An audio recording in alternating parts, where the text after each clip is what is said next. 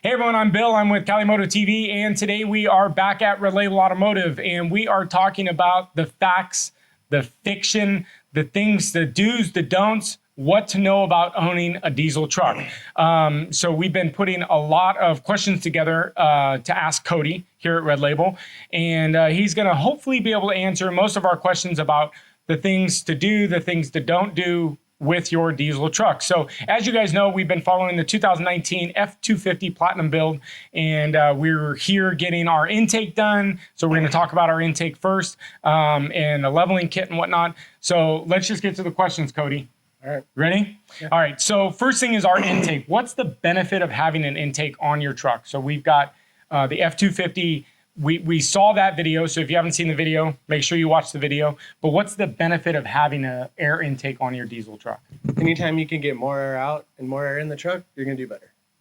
So better fuel miles? Better throttle response, better fuel economy, just all around better breathing engine. Okay. And exhaust size. So putting an exhaust on your truck, it's also benefit because now you're putting the air out of the truck, right? The faster you can get the air out of the turbo, the cooler the turbo is going to run, better boost you're going to sustain. Okay.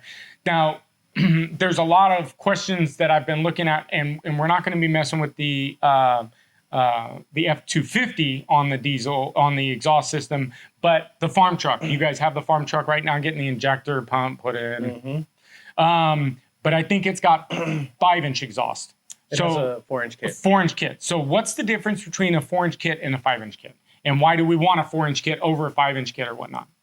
On most daily drivers, the 5-inch kit sounds a little better. Okay. The 4-inch kit is typically what we sell because it usually fits better, goes around the spare tire better, and customers usually pick their own size tip after we're all done with it. So, and tips, of course, are just really a cosmetic thing. Yeah, so having an 8-inch tip. They help the tone a little bit. Okay. But mostly it's just what people like on their truck. Okay. So we kind of let them pick their own tip. So here in California, we can't remove our cats or our mufflers, our DEF system.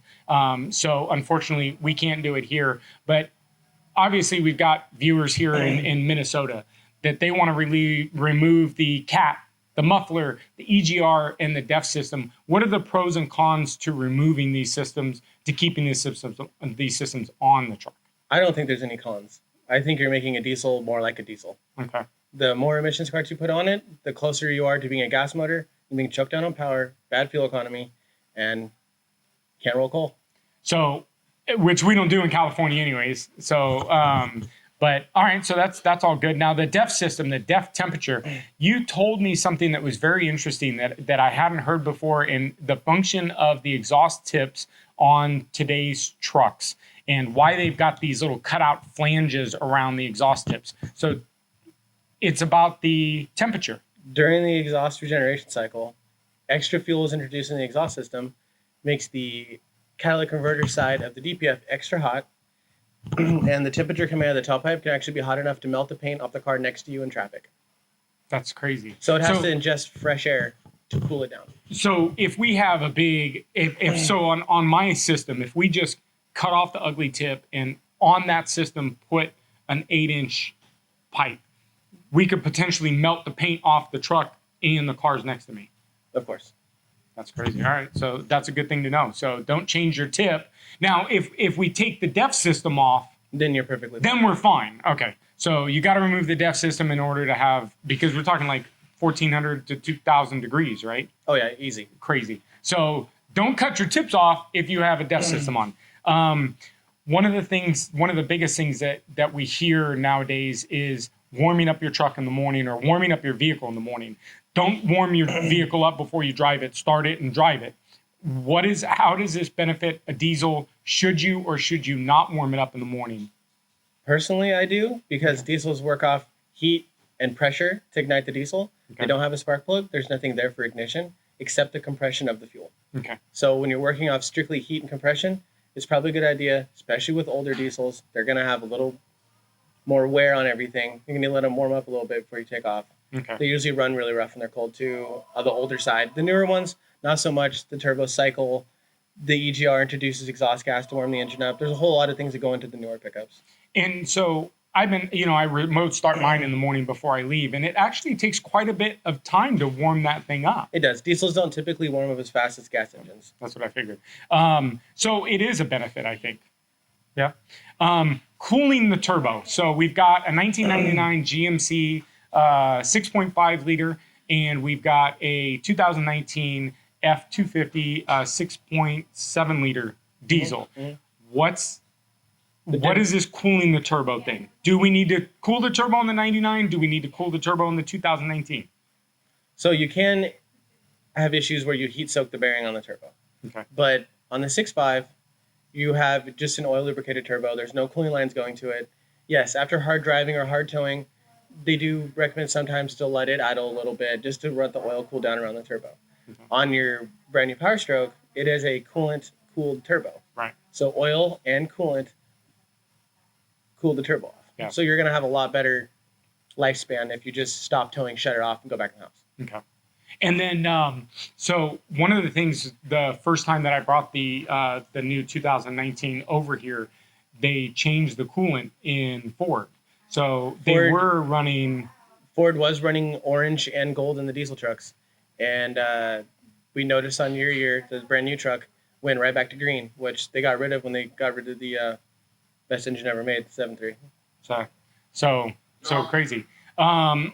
So what about idle and fueling? I've heard this. So when you go into the gas station and you're fueling up, is there a benefit to keeping the truck idling or shut it off and turn it back on? Because it's a pretty quick shut off and turn on, right? So I don't think there's really any benefit to it. A lot of guys with straight pipe trucks just do it because they like doing it. That's just how it's just part of the diesel game. And right. Some people like to listen to their trucks run while they're fueling, and some guys shut them off, and it's just preference. So no benefit to it. It's just a preference. I don't know either way. I don't think there's anything you should worry about. Fuel level. So I hear on diesel trucks you shouldn't let it go below a quarter tank on fuel. There is a chance you can cause aeration in the fuel system and cause the truck to stutter or shut off, which would be requiring the truck to be bled or primed a couple times. So quarter tank is a good practice on I would the leave it a quarter truck. tank. A lot of older trucks, the way that the sump system in the fuel tank is, it's a lot easier to aerate the fuel when you get to a quarter tank because diesel tanks don't have baffles in them like gasoline tanks.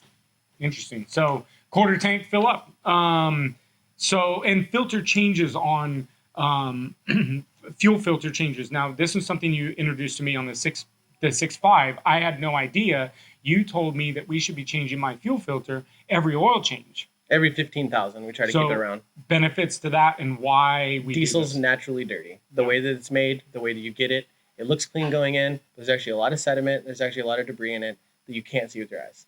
And keeping them changed around 15,000 miles, every third oil change, or if you're really hard on your truck and you burn a lot of tanks of diesel between oil changes, probably do it every other oil change. But 6.5 gets it every oil change. And there's a lot of water in diesel. Yeah. That can cause a lot of damage to injectors. That's true. So separators, important or not? They're very important. Yeah. So, and does the 19 have a separator on it? Yeah, you have a separator mounted right by the fuel tank. Okay. And then the 99 does not? No, it has one single filter. That is a water separator and filter in one. All right. Well, then maybe we are going to do some more work on the 99. All right, a couple more questions. The ride quality, lifting it, riding on 35s, benefits, pros, cons. We leveled the truck out today. So we put 1.5 inch coilover spring in the front to level it out. We did a lengthened coil from our country. Benefit to it?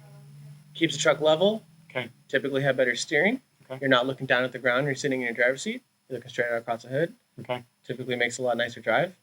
So how is jacking it up 6 inches for a daily driver? A 6 inch lift. A lot of times it comes down to aesthetics. Okay. People like big tires, big wheels. Okay. The truck's never going to drive the same as it did stock.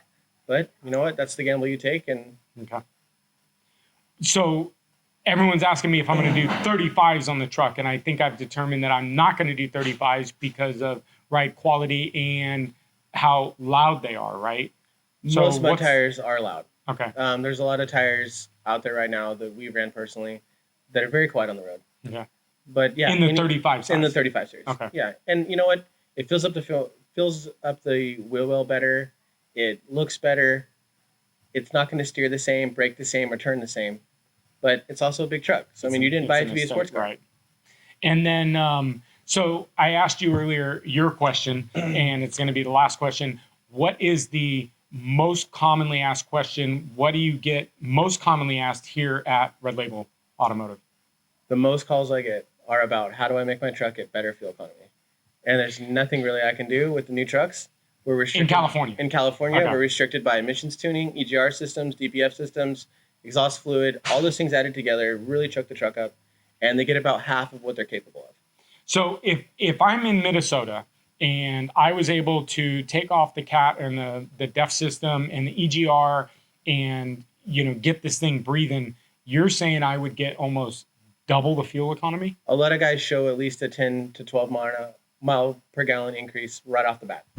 I might be moving to Minnesota or something. So that's crazy. So if you guys are out of California and you're not restricted by the smog laws, obviously we don't want these things blowing black smoke everywhere. I get that. But if we can undo just a little bit to get us a little bit better gas mileage, it makes sense. It does. Yeah. It does. And diesels are very capable of getting very good gas mileage at 10,000 pounds rolling down the road. It's crazy.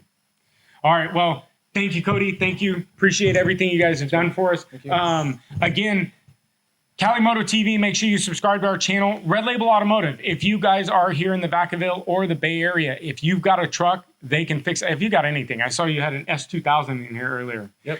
If you have anything, you can bring it to Red Label Automotive, but they really specialize in the diesel trucks. So if you've got any diesel trucks, come on up to Vacaville and see them. Make sure you subscribe to our channel down below. Make sure you get us a like on Facebook and Instagram. Also head over to Red Label Automotive Facebook and Instagram and check those guys out over there. Thanks till the next video.